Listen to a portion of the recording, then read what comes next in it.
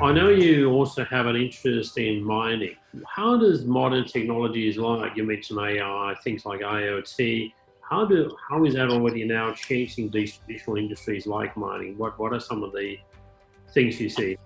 I think at a few different levels. I'm involved in a company called MPX, and we're using artificial intelligence to narrow down exploration targets in mining. So, traditionally, geologists and field teams take a long time to look at a very large area of ground.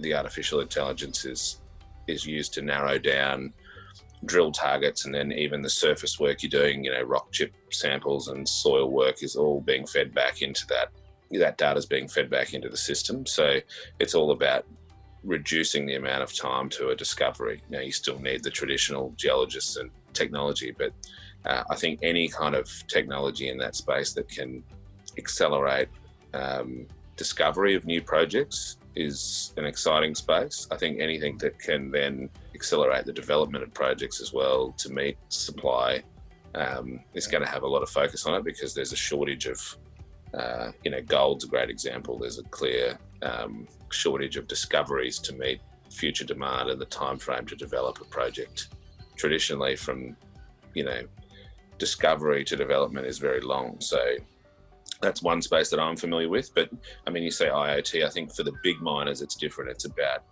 for the big mining companies, the BHPs and the Rios of the world, it's about, productivity and safety. It's about being profitable in the safest possible way, but ultimately getting, a lot of tons on the ships. And Yeah. I think, so having, sensors on equipment and being able to remotely operate equipment and all of those things you've started to see come into the industry, autonomous vehicles, I can't see that slowing down. It's only going to continue to be explored and implemented to, achieve those two things. And mining uniquely is a pretty counterintuitive, as you're trying to get as much production as possible. But the other major factor of the industry is safety. So you've got that real balance between the two at play pretty much in every aspect of every shift.